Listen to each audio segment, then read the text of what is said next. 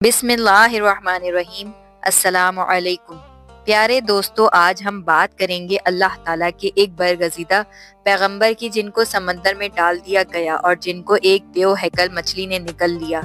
آخر آپ سے ایسی کون سی خطا سرزد ہوئی تھی جس کی وجہ سے آپ کو کئی دنوں تک مچھلی کے پیٹ میں رہنا پڑا اور آپ کئی دنوں تک اس دیو ہیکل مچھلی کے پیٹ میں رہے، اور آخرکار آپ نے ایسی کون سی دعا پڑھی جس کی وجہ سے اللہ تعالیٰ نے آپ کو اس آزمائش سے نکال دیا اور آپ کئی دنوں کے بعد اس مچھلی کے پیٹ سے باہر آئے۔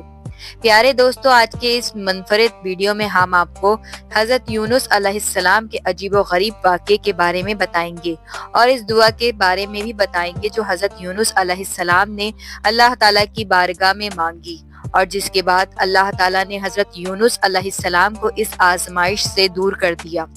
اور اس دعا کو جب بھی مصیبت زدہ پڑھے گا تو اللہ تعالیٰ اپنے فضل و کرم سے اس کی تمام پریشانیوں کو دور کر دے گا۔ پیارے دوستو، حضرت یونس علیہ السلام اللہ تعالیٰ کے ایک برگزیدہ پیغمبر گزرے ہیں جن کو اللہ تعالیٰ نے قوم بنی اسرائیل کی طرف مبعوث فرمایا تھا۔ اور پیارے دوستو، یاد رہے کہ قوم بنی اسرائیل وہ واحد قوم ہے جس کی طرف اللہ تعالیٰ نے سب سے زیادہ انبیاء کرام کو مبعوث فرمایا،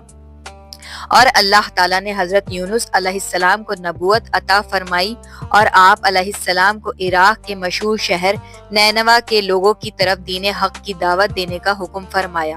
اللہ تعالیٰ نے جب حضرت یونس علیہ السلام کو نبوت عطا فرمائی تو اس وقت آپ کی عمر مبارک 28 سال تھی۔ چنانچہ اللہ تعالیٰ کے حکم کے مطابق حضرت یونس علیہ السلام اہل نینوا کو ایک عرصے تک دعوت حق دیتے رہے اور انہیں اللہ تعالیٰ کی وحدانیت کی طرف بلاتے رہے، لیکن اہل نینوا نے آپ کی بات پر کوئی کان نہ دھرا اور وہ اسی طرح اپنے گناہوں اور برائیوں کے اندر مبتلا رہے۔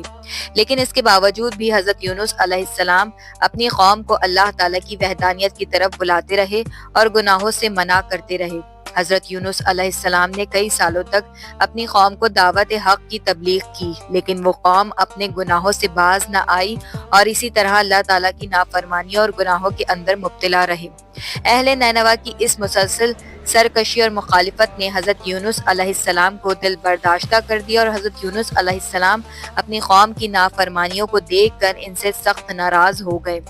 اور ان کے لیے اللہ تعالیٰ سے عذاب الہی کی بد دعا کر کے اس بستی سے روانہ ہو گئے۔ اور پھر جب آپ اپنی قوم کے لیے بد دعا کرنے کے بعد اس بستی سے باہر نکلے تو چلتے چلتے دریائے فرات کے کنارے پہنچ گئے، اور وہاں آپ کو مسافروں سے بھری ہوئی ایک کشتی نظر آئی جو جانے کے لیے تیار تھی۔ چنانچہ آپ علیہ السلام بھی اس کشتی میں سوار ہو گئے۔ کشتی ابھی کچھ دور ہی گئی تھی کہ اللہ تعالیٰ کی طرف سے خوفناک طوفانی ہوائیں چلنے لگی، اور ان خوفناک طوفانی ہواؤں کے اندر وہ کشتی ڈگمگانے لگ گئی۔ چنانچہ ان طوفانی ہواؤں کے اندر کشتی کے ڈوبنے کا خطرہ مزید بڑھ گیا۔ تو اس وقت تمام ملاحوں نے اپنے عقیدے کے مطابق کہا کہ معلوم ہوتا ہے کہ اپنے آقا کا بھاگا ہوا کوئی غلام اس کشتی میں سوار ہو گیا ہے، چنانچہ جب تک اس غلام کو اس کشتی سے باہر نہ نکال دیا جائے تب تک اس مصیبت سے نجات حاصل نہیں ہو سکتی۔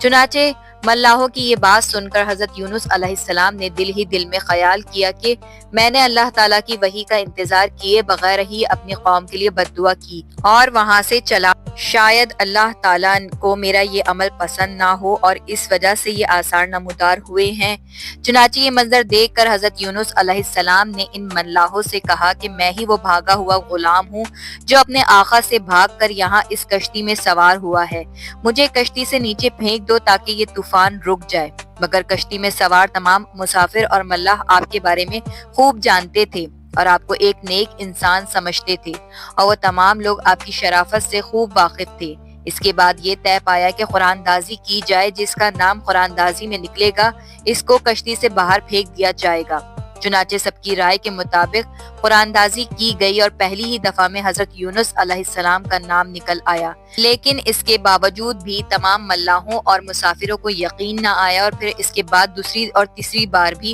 قرآن دازی کی گئی مگر ہر بار حضرت یونس علیہ السلام کا نام ہی نکلتا۔ چنانچہ اس طرح مسافر اور ملاح اس بات پر مجبور ہو گئے کہ وہ حضرت یونس علیہ السلام کو کشتی سے باہر نکال دیں۔ تبھی وہ یہ سوچ ہی رہے تھے کہ حضرت یونس علیہ السلام نے خود ہی کشتی سے چھلانگ لگا دی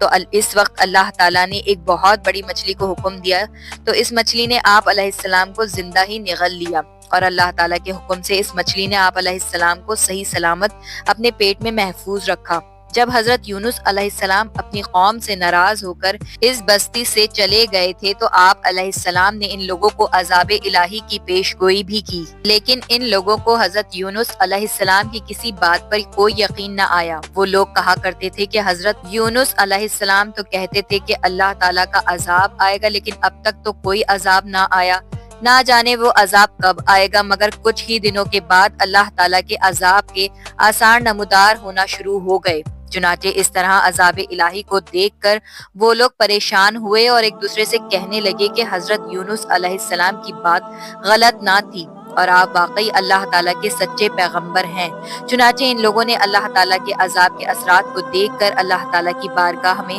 خوب توبہ کی اور اللہ تعالیٰ کی وحدانیت پر ایمان لے آئے اور اللہ تعالیٰ سے عذاب ٹل جانے کی دعا کرنے لگے۔ تو اس وقت اللہ تعالیٰ نے ان لوگوں کی دعا کو قبول فرما لیا اور ان کو اس عذاب سے محفوظ رکھا۔ پیارے دوستو، ادھر حضرت یونس علیہ السلام مچھلی کے پیٹ میں زندہ تھے اور اللہ تعالیٰ کی وحی کا انتظار کیے بغیر ہی اپنی قوم کو چھوڑ آنے پر نادم تھے۔ تو اس وقت حضرت یونس علیہ السلام نے اللہ تعالیٰ کی بارگاہ میں اپنی خطا کی معافی کے لیے یہ دعا پڑھی: لا الہ الا انت سبحانک انی کنت من الظالمین۔ ترجمہ: اے رب العالمین، تیرے سوا کوئی معبود نہیں، تو ہی یکتا ہے اور میں تیری پاکی بیان کرتا ہوں، بے شک میں خود ہی ظالم ہوں۔ چنانچہ جب اللہ تعالیٰ نے حضرت یونس علیہ السلام کی یہ درد بھری دعا سنی تو اس دعا کو اپنی بارگاہ میں قبول فرمایا اور حضرت یونس علیہ السلام کو اس آزمائش سے نجات دی۔ اس وقت اللہ تعالیٰ نے مچھلی کو حکم دیا کہ وہ حضرت یونس علیہ السلام کو صحیح سلامت دریا کے کنارے پر ڈال دے۔ تو اس وقت اس مچھلی نے اللہ تعالیٰ کے حکم کی تعمیل کرتے ہوئے حضرت یونس علیہ السلام کو ساحل پر ڈال دیا اور اس طرح حضرت یونس علیہ السلام 40 دن تک مچھلی کے پیٹ میں رہے اور 40 دن کے بعد اللہ تعالیٰ نے آپ کی یہ دعا قبول فرمائی اور اس آزمائش سے آپ کو نجات بخشی۔ جب آپ مچھلی کے پیٹ سے باہر آئے تو آپ کی حالت بہت کمزور تھی اور آپ زمین پر گر گئے۔ تو اس وقت اللہ تعالیٰ نے آپ کے قریب ایک بیل اگائی اور آپ اس کے سائے میں آرام کرنے لگے، جس سے آپ کی طبیعت کچھ بہتر ہوئی۔ تو آپ علیہ السلام نے اس درخت کے سائے میں ایک جھوپڑی بنائی اور اس جھوپڑی میں رہنے لگے۔ چنانچہ کچھ عرصے کے بعد وہ بیل سوکھنے لگی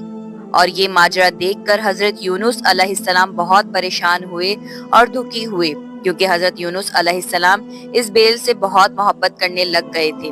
تو اس وقت اللہ تعالیٰ نے حضرت یونس علیہ السلام کی طرف ایک وحی بھیجی کہ اے یونس، تمہیں اس بیل کے سوکھنے کا بہت افسوس ہوا، جو کہ ایک معمولی اور حقیر چیز ہے، لیکن اپنی قوم کو چھوڑتے ہوئے یہ نہ سوچا کہ نینوا میں بچنے والے 1,00,000 انسانوں اور اس کے علاوہ لا تعداد حیوانوں اور جانداروں کو ہلاک کرنے میں ہمیں ناگواری نہ ہوتی؟ کیا ہم ان کے لیے اس سے بھی زیادہ مہربان نہ ہوتے جتنا تم اس بیل کے لیے ہوتے ہو؟ اور آپ وحی کا انتظار کیے بغیر ہی اپنی قوم کو چھوڑ کر چلے آئے۔